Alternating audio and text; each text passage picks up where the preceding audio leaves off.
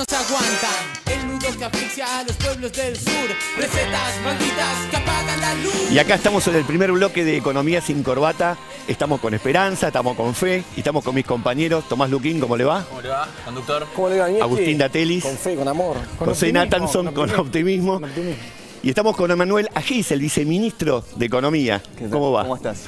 En el programa de hoy vamos a seguir con la modalidad que implementamos la semana pasada, vinculando los temas de la gestión económica con ese voto del domingo. Y para arrancar, vamos con la memoria. Cuando votemos, también votemos con memoria.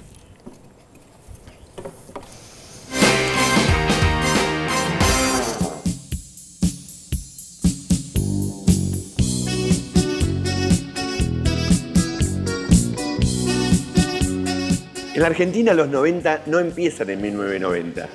Empiezan un año antes, en 1989, con la asunción anticipada de Carlos Menem a la presidencia de la Nación.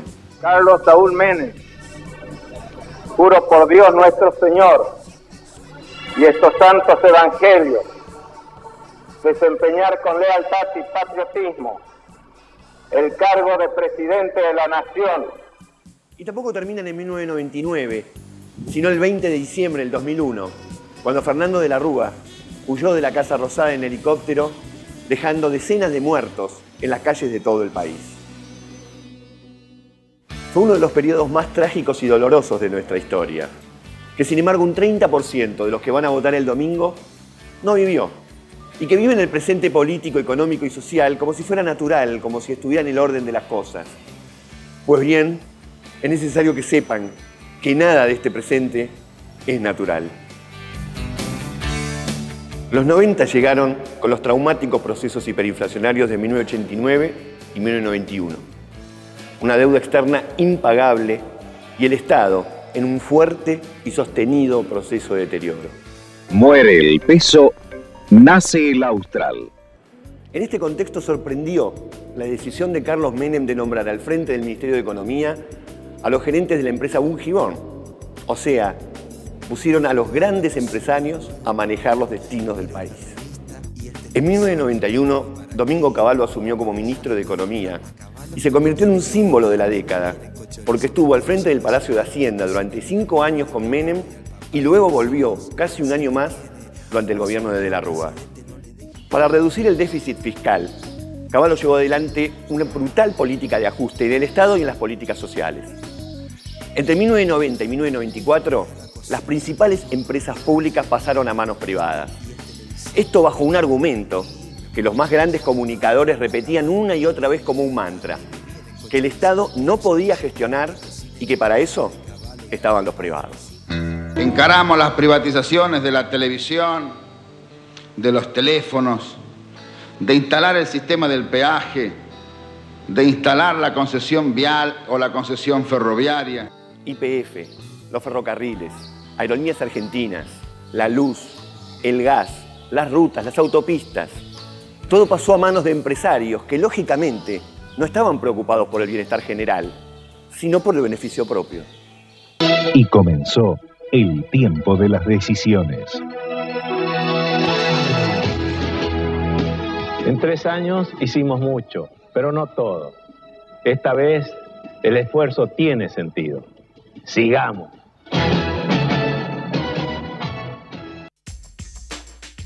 En 1994, tras 4 años de gestión, la desocupación y la subocupación se habían llegado al 20%. Y aunque la educación y la ciencia nunca fue una prioridad de ese gobierno, no dejó de sorprender lo que ocurrió el 24 de septiembre de 1994. La socióloga y demógrafa Susana Torrado advirtió públicamente que estas políticas iban a llevar a la Argentina a un desastre. Y la respuesta que recibió de Cavallo fue un exabrupto que jamás vamos a olvidar. Dijo que los científicos se vayan a lavar los platos.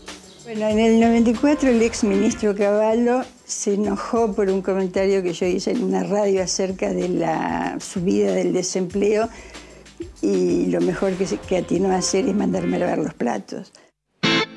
Cavallo volvió en el 2001, otra vez convocado para ocupar la cartera de Economía por el gobierno de Fernando de la Rúa. Esta vez, junto a un equipo económico integrado, por ejemplo, por Patricia Bullrich, que pasó a ser ministra de Trabajo, o Federico Sturzenegger en la Secretaría de Política Económica. Y anunciaron ajustes. Emitieron deuda por 3.000 millones de dólares y ejecutaron un ajuste del 13% sobre los saberes jubilatorios que perjudicó a 533.400 jubilados y otro ajuste del 13% sobre los salarios de los empleados estatales. Bajarle el sueldo a los jubilados. Estamos poniendo esta regla tan firme, durísima, pero creemos que lo tenemos que hacer. Con un cuarto de la población sin empleo, proliferaron los clubes de trueque y las quiebras de empresas. Pero el broche de oro fue sin duda el congelamiento de todos los depósitos bancarios de los ahorristas del país. Hasta 250 pesos puede retirar en efectivo cada semana, es decir, en billetes y monedas. Las provincias, por falta de fondos, tuvieron que emitir sus propias monedas. Por ejemplo, los Lecor en Córdoba, los Patacones en la provincia de Buenos Aires y en Entre Ríos, el bono federal, el BOFE. A los trabajadores le pagaban con bofes. Es decir, que los 90, más allá de cierta sensación de confort y de pertenencia que pudieron sentir algunos sectores, constituyen una historia de un drama humano profundo que contrastó con la frivolidad y la ostentación que llevaron a cabo los responsables. Ese cuadro de ganadores y perdedores, eso fueron los 90.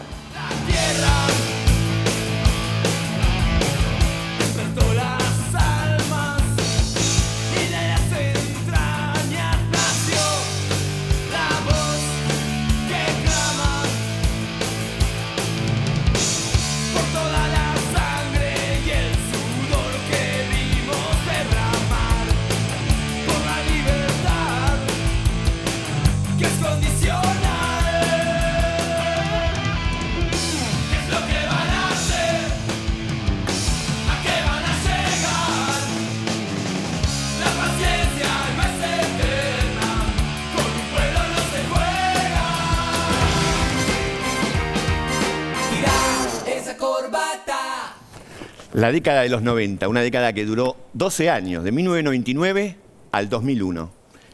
Emanuel Álvarez Agis, ¿cómo la ve? La verdad que es raro, ¿no? Porque es el pasado de la Argentina, pero es el presente de un montón de economías. Ese tipo de programas económicos que creen que básicamente ajustando ahora se va a estar mejor después. Pero la verdad que lo que muestra la historia de nuestro país, la historia del mundo, digo, la ciencia económica, la experiencia de un montón de programas económicos que fracasaron haciendo exactamente eso, diciendo vamos a ajustar ahora porque después vamos a estar peor, como si la economía nacional fuera una familia, ¿no? Que ahorra un poco y bueno, un día se compra la casa, un día se compra el auto.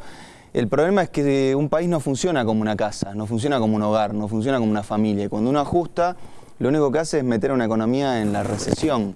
Y de esa recesión no se sale fácilmente o por fuerzas del mercado o por un rebote o porque pasa algo mágico. Se sale solo si el Estado tiene la decisión de tener políticas activas que permitan que la economía crezca. La verdad que sorprende, digamos, que de cara a las elecciones del domingo, al balotaje, todavía estemos discutiendo si el ajuste es una buena o una mala política. Yo creo que eso realmente es increíble.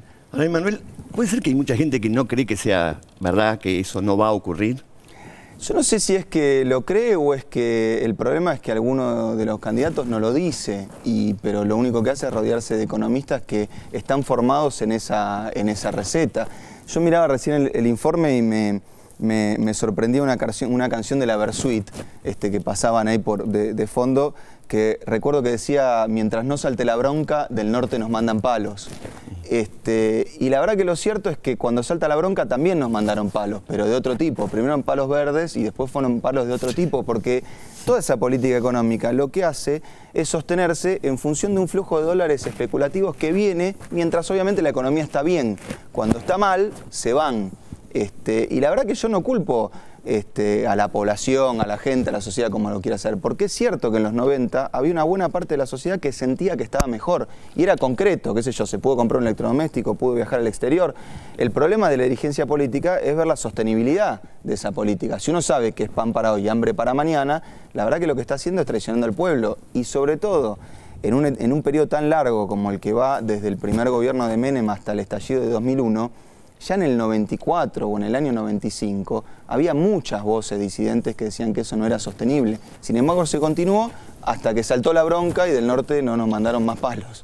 Está buena esa, ¿no? Primero palos verdes, después palos negros. ¿Cómo la ves, José? Sí, me parece interesante lo que decía Emanuel y el informe en el sentido de tratar de historizar un poco los 90 y no pensar los 90 como a veces se lo plantea en algún lugar, que es como una especie de nave espacial que un día aterrizó sobre la Argentina, vinieron unos alienígenas e impusieron el consenso de Washington, digamos. Y el neoliberalismo fue, en Argentina, como fue en casi todos los países de América Latina, salvo quizás Chile, fue un movimiento democrático. Fue votado por la población. En Argentina, Menem había sido el presidente, el único presidente elegido 2 veces desde Perón, o desde Roca, desde Irigoyen.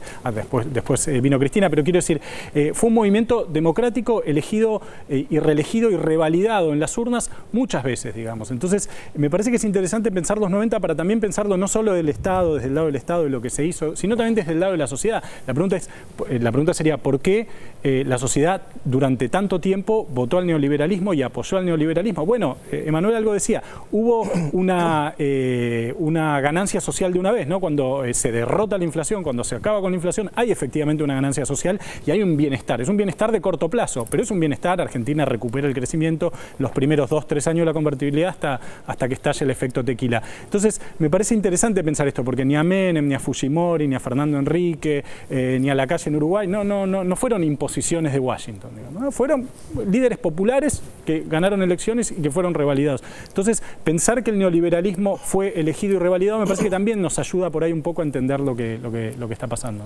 Interesante. Tomás, ¿usted cómo la ve? Yo creo que uno de los principios rectores de ese proceso y del proceso neoliberal que mencionaba José recién tiene que ver con la minimización y la reducción de la participación del Estado.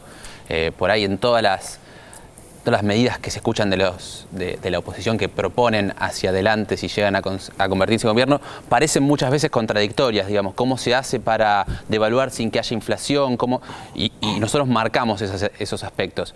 Pero lo que hay detrás, lo que subyace detrás, toda esa contradicción se disipa cuando uno entiende que detrás de eso lo que hay es eliminar, minimizar y reducir cualquier participación, intervención y capacidad de regulación y administración del Estado en la economía.